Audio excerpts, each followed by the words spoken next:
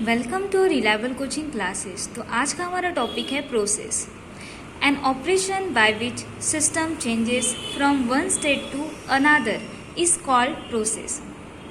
तो ऐसा ऑपरेशन है जिसमें क्या होता है, सिस्टम का मतलब सिस्टम में क्या हो रहा है, सिस्टम चेंज हो रहा है from one state to another state. System change होता है एक स्टेट से दूसरे स्टेट में, तो उसी को हम बोलते हैं प्रोसेस। मतलब कुछ भी सिस्टम में कुछ प्रोसेस हो रही है, मतलब कोई भी चीज़ एक चीज़ से दूसरे चीज़ में या फिर एक स्टेट से दूसरे स्टेट में चेंज हो रही है, उसी को हम बोलेंगे process. During the process one और more properties of the system must change. जब प्रोसेस होते रहेंगी तब एक या फिर एक से ज़्यादा जो प्रॉपर्टी है सिस्टम की वो क्या हो जाएंगी, चेंज हो जाएंगी। जैसे सिर्फ temperature, pressure, volume, number of moles, ये सभी जो है वो सभी स्टेट है, तो ये क्या हो जाएंगे, चेंज हो जाएंगे। तो सिर्फ एक नहीं, एक से ज़्यादा भी है वो स्टेट क्या हो जाएंगे, वो जो प्रॉपर्टीज़ है वो क्या हो जाएंगे, चेंज हो जाएंगे।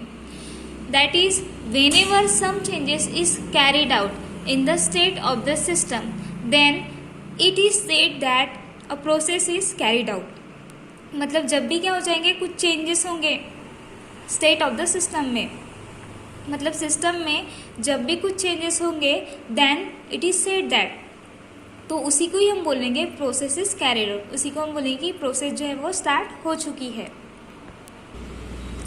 टाइप्स ऑफ प्रोसेसेस, तो प्रोसेस के हम देखेंगे टाइप्स कौन से होते हैं। तो प्रोसेस के 6 टाइप्स होते हैं। उसमें जो पहला टाइप है वो है आइसोथर्मल प्रोसेस। इसमें भी नाम में ही काम छुपा है, जैसे आइसोथर्मल प्रोसेस। आइसो का मतलब होता है सेम, कांस्टेंट, और थर्मल का मतलब होता है कि टेम्परेचर या फिर हीट। तो इसमें क्या हो जाएगा, ऐसी प्रोसेस जिसमें टेम्परेचर क्या रहेगा, कांस्टेंट रहेगा, उस प्रोसेस को हम बोलेंगे आइसोथर्मल प्रोसेस। तो आइसोथर्मल प्रोसेस की डेफिनेशन देखते हैं। A process in which the temperature of the system remains constant throughout the change is called an isothermal process. A process in which, ऐसी प्रोसेस जिसमें the temperature of the system remains constant, मतलब system का जो temperature है वो हमेशा क्या रहेगा, कांस्टेंट रहेगा थ्रू आउट द चेंज। मतलब जब चेंज होगा, तो जब चेंज होते रहेगा, जब प्रोसेस होते रहेंगी, तो उस प्रोसेस में क्या होगा कि जो टेम्परेचर है वो क्या रहेगा, हमेशा कांस्टेंट रहेगा, तो उस प्रोसेस को हम बोलेंगे आइसोथर्मल प्रोसेस। तो ऐसी प्रोसेस जिसमें टेम्परेचर हमेशा कांस्टेंट रहेगा, तो उस प्रोसेस को हम बोलेंगे isothermal process. In isothermal process system can exchange heat with the surrounding. Isothermal process में क्या हो जाएगा, जो सिस्टम है वो हीट को एक्सचेंज करेगा सराउंडिंग के साथ में। मतलब हीट जो है वो सिस्टम से बाहर जाएंगी, सिस्टम से सराउंडिंग तक जाएंगी, so that temperature of the system remains constant.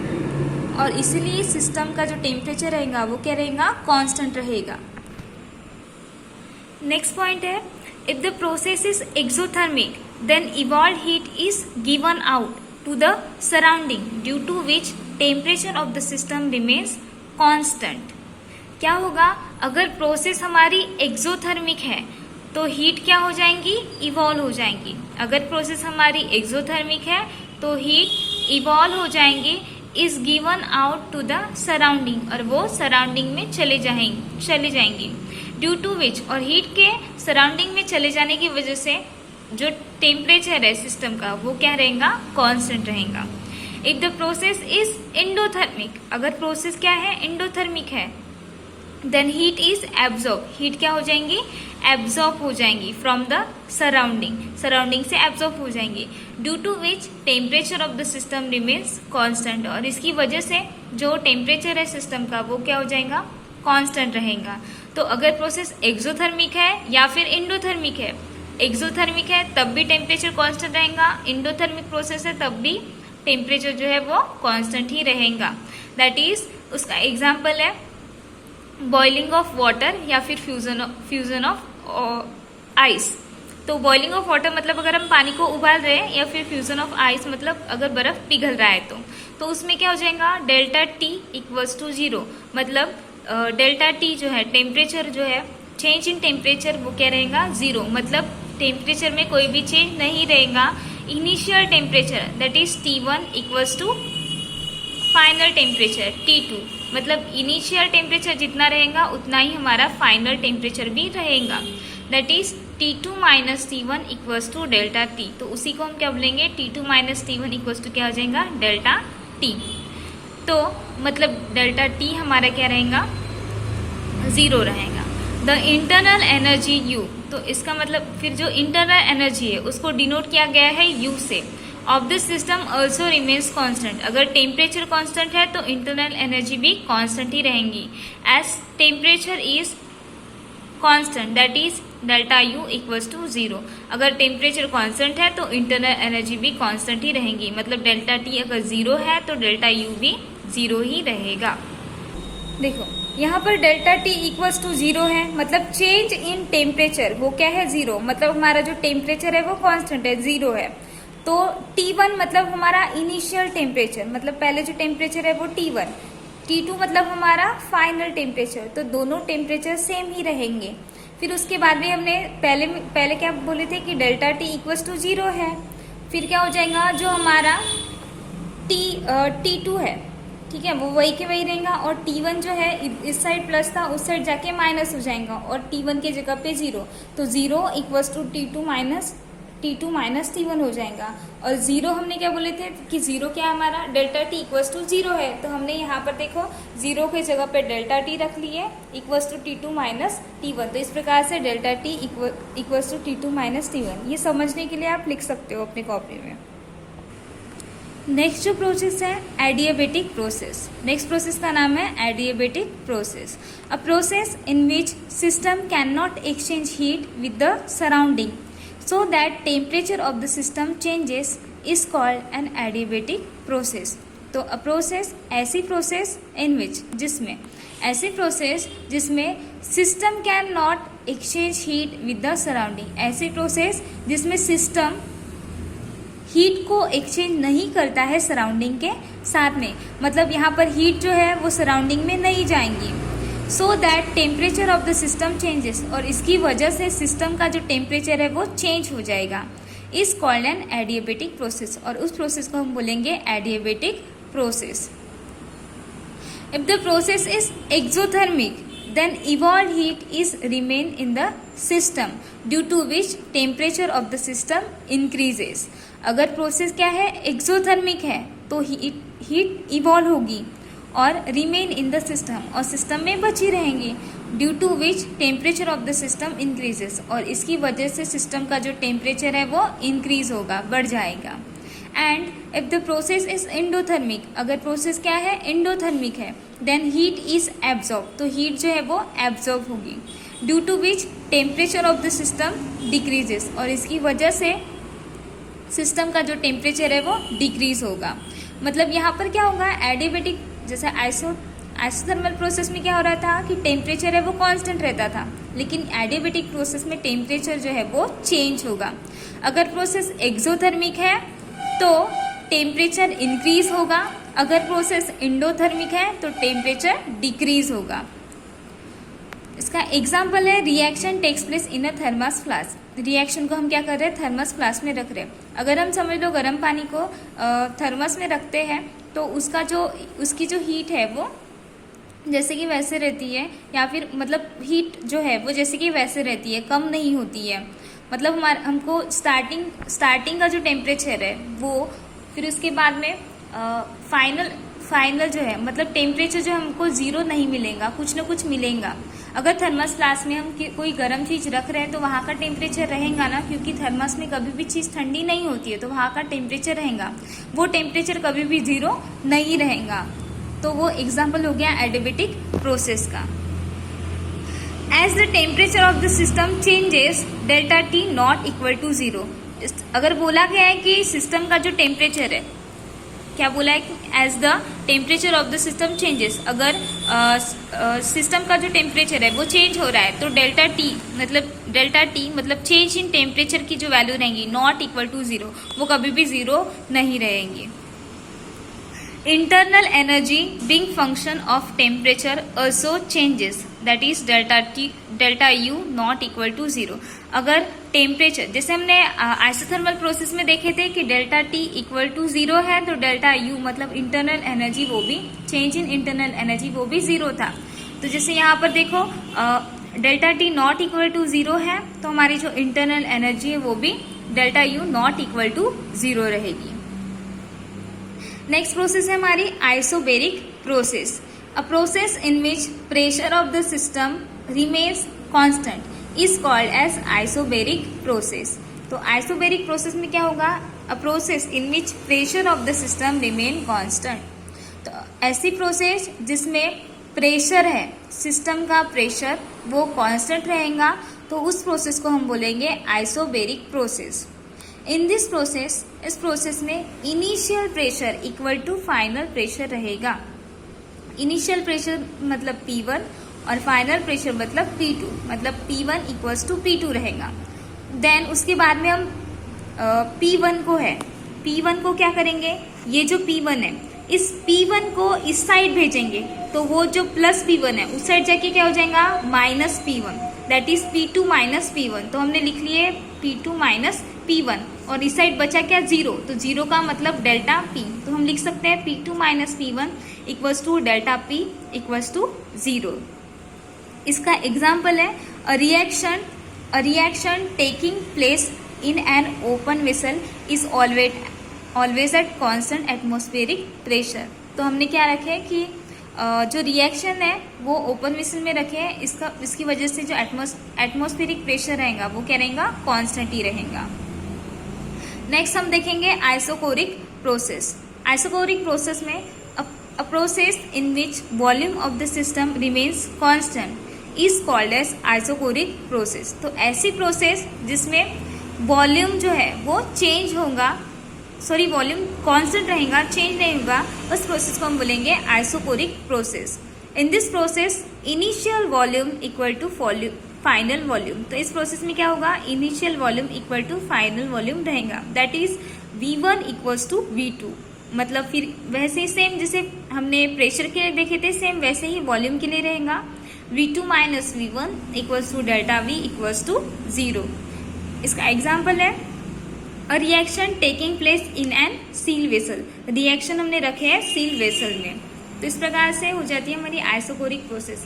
देखो क्या हुआ, जिससे पहली प्रोसेस हमारी आइसोथर्मल प्रोसेस थी.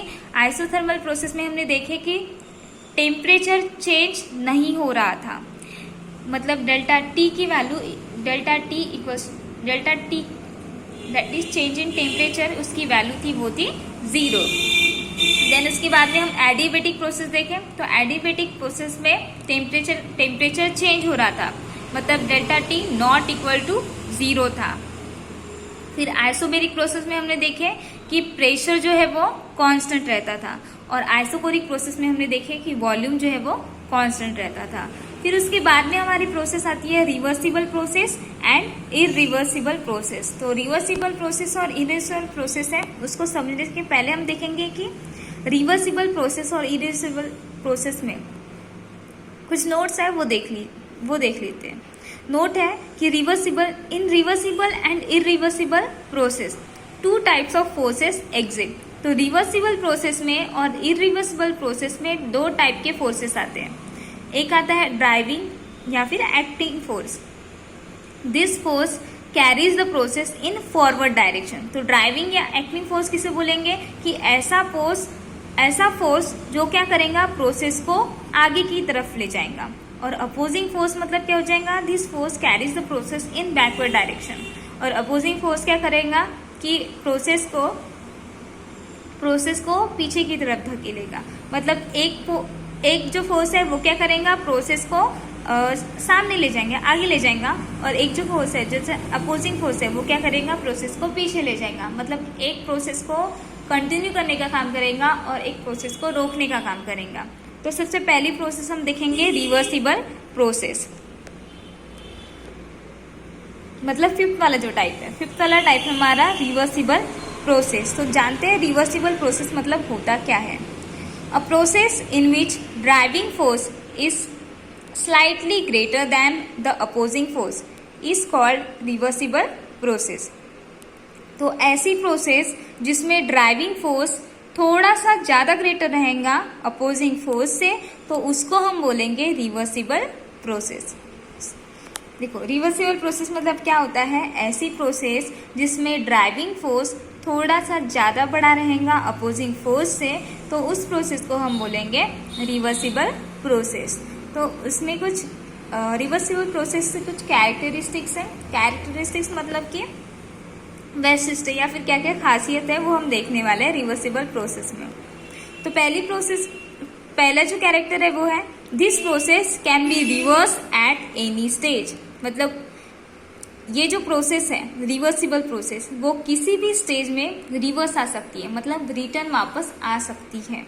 जैसे कि बर्फ है, फ्यूजन ऑफ आइस है, मतलब बर्फ पिघल रहा है, तो हम पानी को कभी भी बर्फ बना सकते हैं और बर्फ को कभी भी हम पानी बना सकते हैं, मतलब वो किसी भी स्टेज में वापस आ सकता है। तो उस प्रोसेस को हम रिवर्सिबल प्रोसेस बोलेंगे।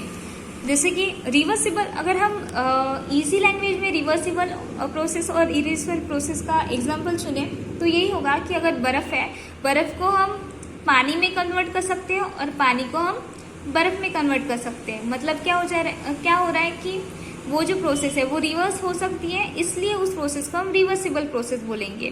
देन उसके बाद में इरिवर्सिबल प्रोसेस। इरिवर्सिबल प्रोसेस का एग्जांपल ये हो जाएगा कि जैसे हमने खाना पका लिया, ठीक है, तो एक बार अगर खाना पक गया तो वापस वो पहले जैसे स्टेज में नहीं आ पाएगा। एक बार खाना पक गया तो उसको हम वापस दोबारा जो कच्चा खाना है वैसा हम कर सकते क्या? नहीं कर सकते। मतलब जो प्रोसेस रिवर्स हो सकती है उस प्रोसेस को हम रिवर्सिबल प्रोसेस बोलेंगे, और जो प्रोसेस कभी भी रिवर्स नहीं होगी उस प्रोसेस को हम बोलेंगे इरिवर्सिबल प्रोसेस। तो कैरेक्टर देख रहे थे हम रिवर्सिबल प्रोसेस के। तो पहला कैरेक्टर ये था कि this process can be reverse at any stage. तो ये प्रोसेस है किसी भी स्टेज में वापस आ सकती है।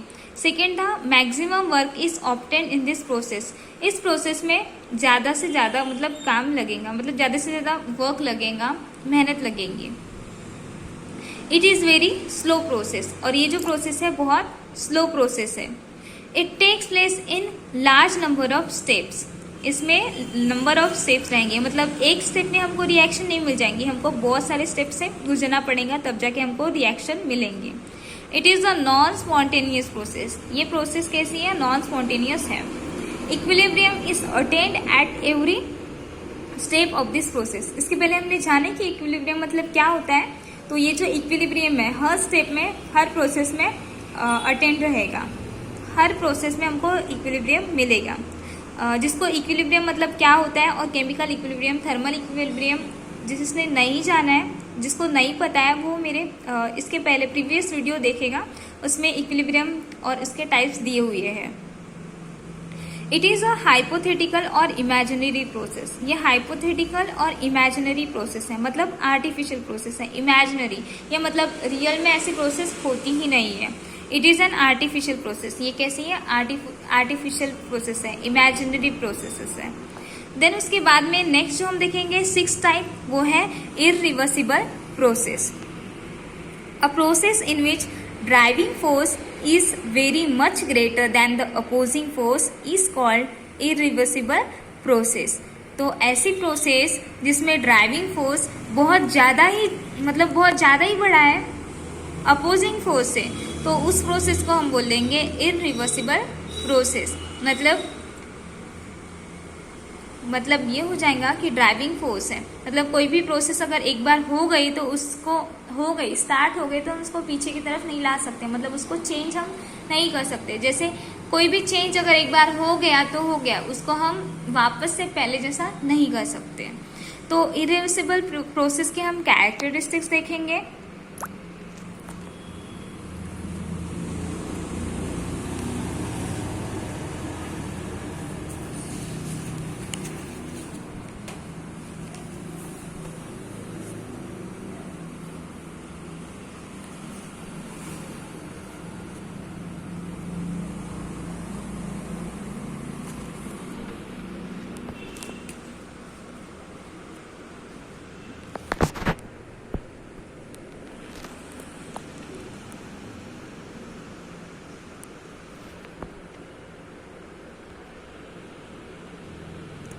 इसके कैरेक्टर्स है, मतलब वैशिष्ट्य है, this process can not be reverse. ये जो इरिवर्सिबल प्रोसेस है कभी भी रिवर्स नहीं होगी, वापस नहीं लौटेगी।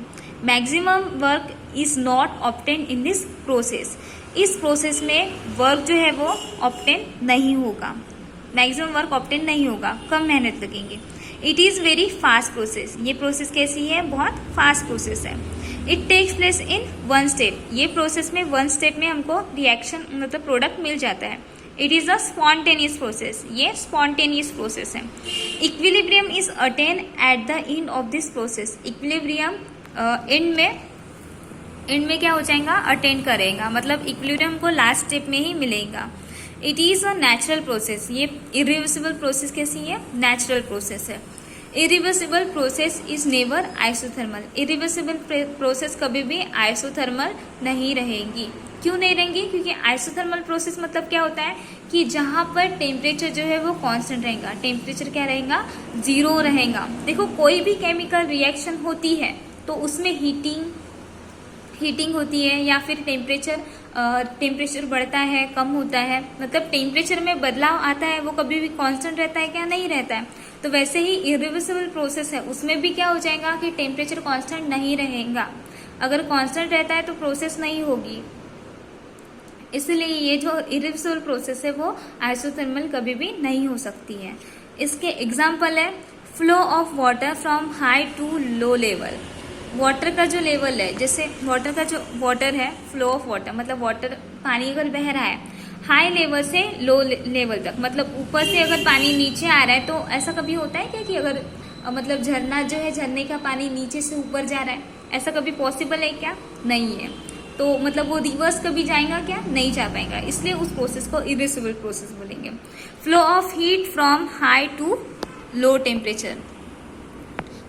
हीट है वो भी क्या रहेंगे, हाई टेम्परेचर से लो टेम्परेचर जाएंगे, तो ये भी एक एग्जांपल है। Flow of solvent into solution through semi permeable membrane due to osmosis.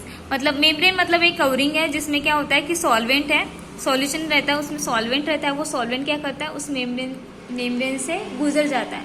तो जैसे एक बार अगर वो सॉल्वेंट बाहर निकल गया तो वो वापस नहीं जा सकता। तो मतलब कोई भी चीज़ अगर एक बार हो गई वो रिटर्न नहीं आ सकती, तो उस प्रोसेस को हम बोलेंगे इरिवर्सिबल प्रोसेस। तो यहाँ पर हमारे ये प्रोसेस 6 टाइप से प्रोसेस के ये ख़त्म हो गए हैं। आपको ये वीडियो कैसा लगा कमेंट सेक्शन में ज़रूर बताएं। हमारे इस चैनल को लाइक, शेयर और सब्सक्राइब ज़रूर करें। Thank you.